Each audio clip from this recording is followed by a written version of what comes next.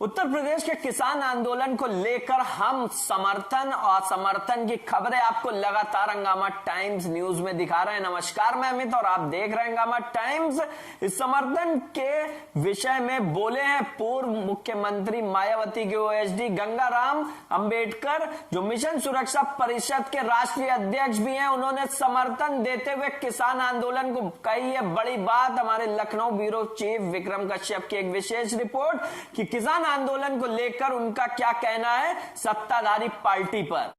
जहाँ भारत एक किसान प्रधान देश है, वहीं केंद्र की मोदी सरकार में जिस तरह से किसानों के लिए एक बिल पारित किया गया है, जिसके विरोध में पिछले 22 दिनों से देश में किसान आंदोलन छिड़ा हुआ है। जहाँ आपको बताया कि दिल्ली बॉर्डर और कई बॉर्डर को सीज किया गया है किसान आंदोलन के चलते। वहीं सभी राजनीतिक दल, सामाजिक संगठन ने इसका विरोध भी किया, लेकिन अभी तक जिस तरह से केंद्र सरकार से कई वार्ताएं हुई वो विफल रही। और वहीं आपको बताया हाल ही में जिस तरह से मध्य प्रदेश के कृषि मंत्री का एक बेहुदा बयान आया कि किसान संगठन को कुरमुत्ते की तरह उगाए। आज हमारे साथ बातचीत के लिए है मिशन सुरक्षा परिषद के राष्ट्रीय अध्यक्ष और मायावती के पूर्व ओएसडी रहे गंगाराम अंबेडकर जी, जो कहीं ना कहीं समाज में एक संगठन चला रहे हैं मिशन सुरक्षा परिषद, जिसमें आम जन की आवाज बनने का ये संगठन काम भी कर रहा है। जानते हैं कि आखिर किसानों के आंदोलन को किस तरह से देख रहे हैं और जो किसान बिल पारित हुआ है उसके लिए वो किस तरह से काम करने वाले। सर, आखिर जिस तरह से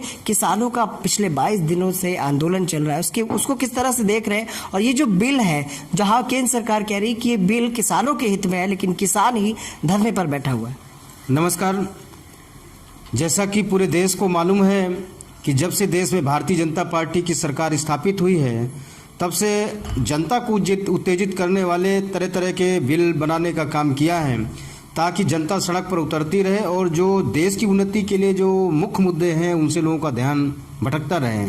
तो जैसा कि इधर जीडीपी दर बिल्कुल देश की कमज़ोर पड़ी है और देश में बेरोजगारों ने भी अभी हल्ला बोल किया था, तो मुझे लगता है कि जनता का ध्यान भटकाने के लिए सीए एनआरसी के बाद ये जो किसान बिल सरकार लाने का काम किया है। और इस बिल के बहाने जो पूंजीपतियों के हाथ में जो हमारी कृषक संपदा है, जो हमारे खेती किसानों की जो संपत्ति है, उसको पूरी तरह से कुछ चुनिंदा निजी घरानों को सरकार सौंपना चाहती है।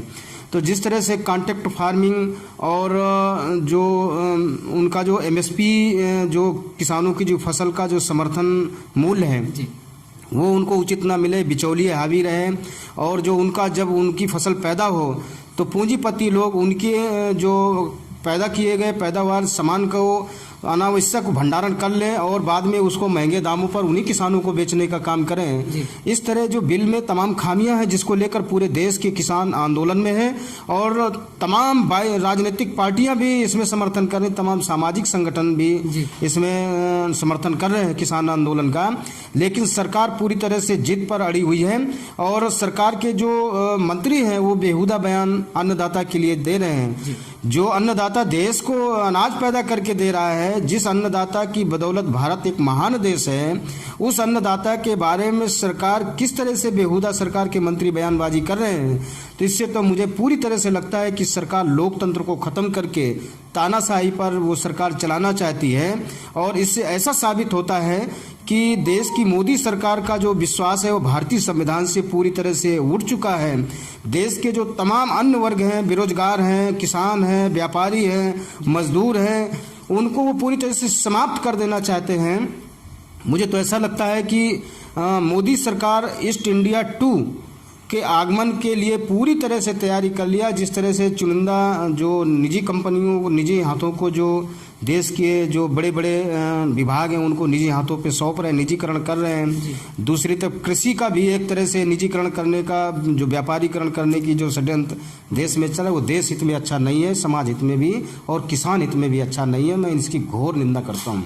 आखिर क्या कहेंगे सर, जिस तरह से केंद्र सरकार ने कहा था कि किसानों के लिए बड़ा काम करने वाली है सरकार, लेकिन आखिर 22 दिन हो गए हैं आंदोलन चलते और सरकार की जो वार्ताएं हैं किसानों से वो विफल हो रही है। क्या लगता है कि उनकी मांगों को कब तक पूरा किया जाएगा, और नहीं अगर पूरा किया जाएगा तो सरकार, जो केंद्र की सरकार है, उसके आने वाले चुनाव में क्या परिणाम हो सकते हैं? देखिए, सरकार बहुत भूल कर रही है। किसान और नौजवान जिस सरकार के खिलाफ सड़क पर उतर जाता है वो सरकार का अंत हो जाता है। लेकिन शायद देश के प्रधानमंत्री जी इसको समझ नहीं पा रहे हैं, वो किसानों से पंगा ले रहे हैं, अन्नदाता से पंगा ले रहे हैं। तो मुझे लगता है कि सरकार को ऐसा गुमान हो गया है कि अब वो वही सत्ता में रहेंगे जिन्होंने आपको वोट दे करके सरकार बनाने का काम किया। आज उन्हीं के पीठ पे आप छुरा भोंकने का काम कर रहे हैं। तो निश्चित तौर से आने वाले समय में इसका सटीक जवाब किसान देश का देगा और भारतीय जनता पार्टी को सत्ता से बाहर करके और किसान हित की बात करने वाली सरकार जरूर देश में स्थापित होगी और इसका खामियाजा श्री नरेंद्र मोदी जी की सरकार को आने वाले चुनाव में जरूर भुगतने को दिखाई देगा। ठीक है सर। तो ये थे हमारे साथ गंगाराम अंबेडकर जी, जिन्होंने बताया कि आखिर किसान जिस तरह से धरने पर बैठा हुआ पिछले 22 दिनों से और कहीं ना कहीं जो किसान बिल की वापसी की मांग को लेकर लगातार प्रदर्शन हो रहा है और जो सरकार की वार्ताएं हैं वो विफल हो रही है। देखना यह है कि आखिर जिस तरह से 22 दिनों के धरने के बाद 7 से 8 वार्ताएं विफल हो चुकी है, अब देखना यह कि किसान आंदोलन किस हद तक जाता है और आखिर केंद्र की सरकार किस तरह से किसानों का समर्थन करेगी। मोहित के साथ मैं विक्रम आपसे इजाजत चाहूंगा।